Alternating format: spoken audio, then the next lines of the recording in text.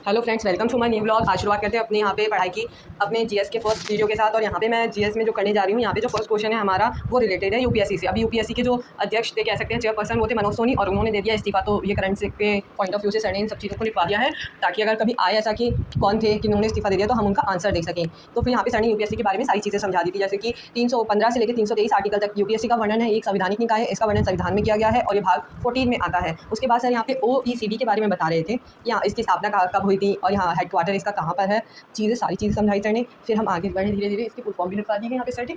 और फिर हम लोग यहाँ पे अपने मैं फर्स्ट वीडियो की यहाँ पे अंतिम पड़ाव पर हूँ। और यहाँ पे सर ने ओमान की राजधानी पूछी थी और जॉर्डन की पूछी थी। ओमान की मुझे पता थी कि ओमान की तो मस्कट है, बट जॉर्डन की मुझे नहीं पता थी, अम्मान है। और ठीक है, अभी कुछ चीज़ें नहीं हमेशा पता चलती। जब हम पढ़ने के सफ़र में एक रहते हैं तो हमें नई नई चीज़ें जो है काफ़ी सारी जानकारियाँ नहीं मिलती हैं, तो जो इंपॉर्टेंट है हमें लेते चलना चाहिए। यहाँ पे सर ने आज होमवर्क में मुझे जो दिया था क्वेश्चन, वो ये था कि मिर्ज़ापुर और भदोही का यूपी में क्या फेमस है। तो मुझे जो गिवन ऑप्शन थे उनमें से मुझे लग रहा था कि क्या कहते हैं, वहाँ की कालीन जो है वो बहुत फेमस है, बट मैं इसको एक बार सर्च करके देख लूँगी। पर मेरे को लगता है 90% मतलब मेरा श्योर है कि कालीन वहाँ की ज़्यादा फेमस है, वहाँ पे जीआई टैग भी मिल रखा है उन्हें। फिर आज जो फर्स्ट क्वेश्चन था सेकंड वीडियो का, वो था मलेशिया से। तो सर ने मलेशिया की पहले लोकेशन के बारे में बता दिया था कि वो एक मलय प्रायद्वीप के ऊपर बसी हुई है, मलाया प्रायद्वीप के ऊपर बसी है, प्लस बॉर्नियो पे, आधे बॉर्नियो पे, मतलब बॉर्नियो के कुछ हिस्से पे इंडोनेशिया बसा हुआ है और थोड़ा सा मलेशिया के पास भी है। फिर सर ने आगे और चीज़ों को लिखवाया था। यहाँ पे सब चीज़ें तो मैं बता नहीं सकती कि क्या क्या लिखवाया था, बट हाँ सम पॉइंट जो मेरे को लग रहा है कि ठीक है मैं बता रही हूँ। एक केरल के बारे में पूछा था कि मतलब केरल किस चीज़ के लिए फेमस है, वहाँ किस चीज़ की खेती की जाती है। तो हाँ, रबड़ की खेती के लिए केरल फेमस है। फिर यहाँ पे हमारा जो लास्ट में क्वेश्चन था कि ICC ODI player of the year 2023 किसको आईसीसी ने बताया है, तो फिर वो विराट कोहली थे, क्योंकि विराट कोहली ने 2023 में बहुत अच्छा परफॉर्मेंस किया था जब हमारे यहाँ पर ही चल रहा था वर्ल्ड कप। तो काफ़ी अच्छा था, उन्होंने सबसे ज़्यादा रन भी बनाए थे उसमें।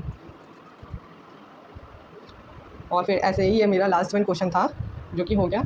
और फिर सर ने यहाँ मेरे को दे दिया था होमवर्क क्वेश्चन में आज जो इंपॉर्टेंट क्वेश्चन था, क्योंकि मेरे को ये आ नहीं रहा था कि सूर सागर में सूरदास जी ने किन भगवान का वर्णन किया है। तो मुझे लग रहा था गिवन ऑप्शन में से राधा कृष्ण जी का वर्णन किया होगा सूरदास जी ने, क्योंकि वो जो कृष्ण भक्ति शाखा के कवि थे। तो मुझे यहाँ तक लग रहा था कि वो कृष्ण जी से रिलेटेड ही चीज़ें लिखेंगे, तो कृष्ण और राधा जी का वर्णन कर सकते हैं। पर मैं इसको भी एक बार सर्च करके देखूँगी। यहाँ पे मेरा फर्स्ट क्वेश्चन बहुत ईजिली हो गया था रीजनिंग का, और लेकिन सेकंड वन क्वेश्चन मेरे से मतलब हो ही नहीं रहा था, इसमें डबल डिफरेंस था, तो मुझे कुछ समझ नहीं आ रहा था। एकदम से संख्या के बीच में बहुत ज़्यादा डिफरेंसेस बढ़ते जा रहे थे। फिर मैं थोड़ी देर रुकी और मैंने सर से समझ लिया। फिर मेरे को समझ आ गई थी कि कैसे कैसे इसको निकाला गया। फिर यहाँ पे जो रिलेटेड जो होता है बट एक वर्ड इससे रिलेटेड है तो दूसरा कैसे रिलेटेड होगा, वो वाला क्वेश्चन था। फिर जो आगे के क्वेश्चन थे वो धीरे धीरे करके मुझे आने लगे थे और काफ़ी सही रहा था। बाकी आगे का वीडियो आज ठीक था, मतलब आ गए थे सारे क्वेश्चन।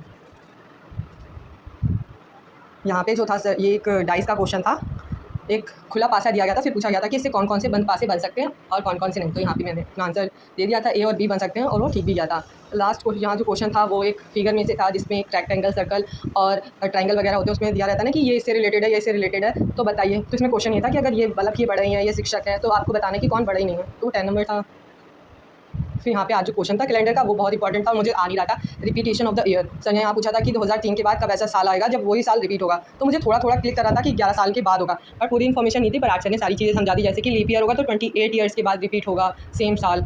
और अगर हमारा साल जैसे लीप ईयर से एक साल पहले है तो फिर वो 11 ईयर्स पे रिपीट होगा, और अगर लीप ईयर के एक साल बाद है तो वो 6 साल पे रिपीट होगा। फिर सर ने उसका फैक्ट भी बता दिया था कि कैसे, मतलब कि उसके पीछे का रीज़न क्या है, सर ने वो भी समझा दिया था वीडियो में। और यहाँ पे जो मैं रीजनिंग की क्लासेस लेती हूँ वो मतलब मेरे यूट्यूब से ही है, मैंने और एसएससी मेकर एक चैनल है, उस पर से मैंने ये वीडियोस डाउनलोड करी हैं, और सर का नाम निखिल है, निखिल सर करके ये सर हैं जो पढ़ाते हैं रीजनिंग। और यहाँ एक पूरे वीडियो में 20 क्वेश्चन थे। यहाँ जो ये वाला क्वेश्चन था, ये मैंने पता 1 घंटे मतलब कि कम से कम 5 मिनट में ये सवाल मैंने सॉल्व किया। और लास्ट में जब सर आए और सर ने इतनी जल्दी बता दिया कि ये सारे नंबर्स जो है स्क्वायर्स में है और इनका एक माइनस और एक प्लस वाला चल रहा है, फिर मुझे ऐसा लगा कि मैं कितनी पागल हूँ और 1 घंटे तक इसमें डिफरेंस निकाली थी 2-2 बार। ये वाला था मतलब कि वैन आरेख, जो कि मुझसे थोड़ा सा गलत हो गया था, नहीं हो पाया था आज सही। फिर 19 वाला जो क्वेश्चन था वो मैंने बहुत राइट लगा दिए थे, जो कि मेरा ठीक हो गया था यहाँ पर। फिर लास्ट भी कैलेंडर से ही था क्वेश्चन, और इसमें पूछा था कि मतलब कि कौन सा डे आएगा, तो मैंने सैटरडे लिख के फिर इंतजार किया था कि सर का क्वेश्चन का सर आंसर क्या देंगे। फिर सर ने भी बता दिया सैटरडे, तो मेरा हो गया यहाँ पे। ठीक है, चलो अच्छा किया मैंने, यहाँ पे मेरा खत्म हो गया था। फिर मैंने अपना यहाँ पे करंट अफेयर का जो है एक छोटा सा वीडियो होता है 15 मिनट्स का, वो मैंने यहाँ पे करा है। और इसमें करंट अफेयर से जितनी भी रिलेटेड चीज़ें सर 15 मिनट में सारी चीज़ों को तो कवर कर लेते हैं, प्लस मैथ्स के साथ भी देख लो सर समझा रहे हैं, तो ये काफ़ी अच्छा हो जाता है समझने के लिए।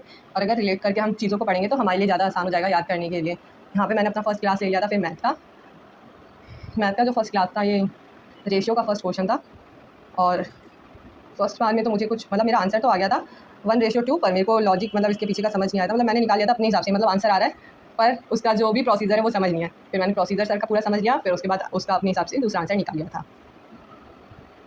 तो यहाँ पे मैंने अपने आप 63 आंसर निकाल के वेट किया कि सर से मेरा आंसर मैच कर रहा है या फिर गलत हो सकता है। और गलत हो सकता है, क्यों नहीं हो सकता, अभी हम लोग सीख रहे हैं तो गलती तो होगी, और हमें इंतजार करके यहीं पे सीख भी लेना चाहिए। अगर गलती हुई है तो कोई बात नहीं, उसे सुधार लो। यहाँ पे मेरा ये फर्स्ट वीडियो का लास्ट क्वेश्चन है। यहाँ पे मेरे होमवर्क के सारे क्वेश्चन हो चुके हैं और मैंने नेक्स्ट वीडियो लगा दिया है पढ़ने के लिए।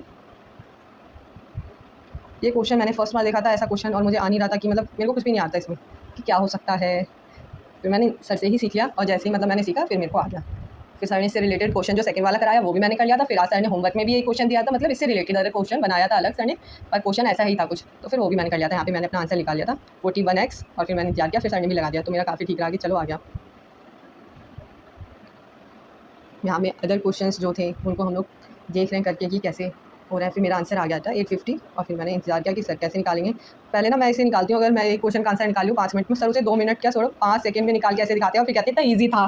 तब मेरे को लगता है यार मेरी मैथ कहाँ पर है, मतलब बहुत पीछे हूँ मैं। सर तो बहुत मतलब 2 मिनट में निकाल लेते हैं आंसर ऐसे।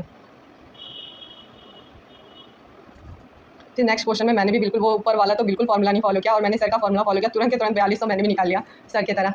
मैंने भी बिल्कुल जल्दी से इसे 11 से 7 को काटा, और 7 6 42 और 4200 2 जीरो पीछे, तो सीधे मैंने भी लगा दिया ऐसे ही। वैसे ना हमारी संगत का असर होता है, जैसा हम देखते हैं वैसे ही हम करने लगते हैं। सर को देख के शायद मेरे अंदर संगत का यही असर हो पाया है। यहाँ मेरा जो है ये लास्ट क्वेश्चन है यहाँ पे, और मैंने 3600 आंसर निकाला है, और 3600 इसमें ऑप्शन में ही नहीं था। फिर सर ने बताया कि थोड़ी सी टाइपिंग मिस्टेक्स हो जाती हैं। फिर यहाँ पे मेरा होमवर्क क्वेश्चन सेम वही है जो फर्स्ट सर ने कराया था, मतलब डिफरेंस है थोड़ा सा, पर हाँ वही सेम है। मेरा आंसर आ गया था यहाँ पे। सर ने लास्ट में आंसर यहाँ पे मिटो दिया था, लेकिन आंसर यही था। और ये तो वही वाला था जिसे हम लोगों ने कैलकुलेशन कर लेनी है हाथ ही में। मैंने भी 1800 यहाँ निकाल लिया था, तो मेरे को आ गया, यानी कि चीज़ें आ रही हैं धीरे धीरे। Thank you for watching.